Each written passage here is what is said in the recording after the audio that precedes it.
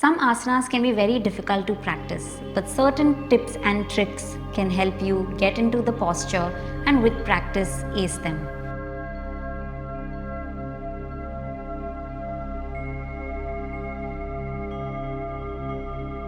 Kakasana or crow pose is one such asana that is a mix of strength, flexibility and balance.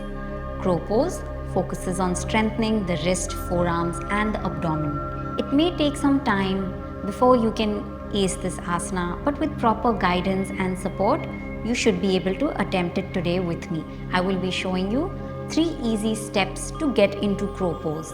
However, if you're a beginner, I recommend you have someone around you to be able to help you. Those who have undergone a recent hernia surgery should not attempt this posture.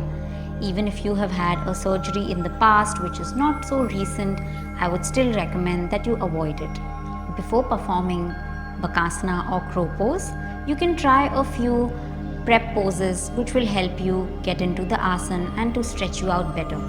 Downward facing dog, Veerbhadrasana, Malasana are certain postures that you can perform to just warm up. Now, let's dive straight into crow pose. The first step is from a standing position. You're just slowly going to lower and bring your palms down on the mat. Your palms are right under your shoulders and you're just going to gently bend into your knee. The second step is you're going to come all the way up on your toes, start to lean forward, placing your knee on your tricep. Make sure you have a good grip. That's your second step.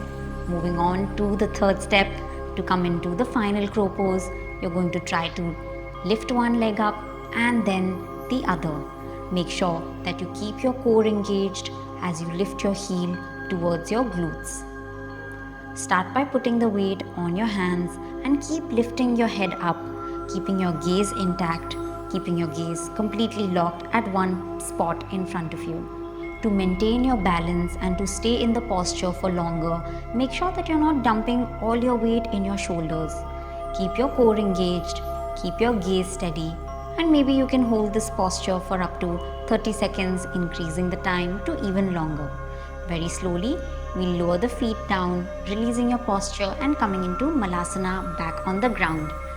Catch your breath and feel free to try it as many times as you can. Practicing crow pose carefully is imperative. Make sure that the outside of your wrists are not overloaded with weight. I hope these steps were helpful to you. Do remember that regular practice is the key to be able to master Kakasana or crow pose. If you didn't get the posture the first time, be patient with yourself and keep practicing. Until then, follow us for more updates and I'll see you next time. Bye-bye.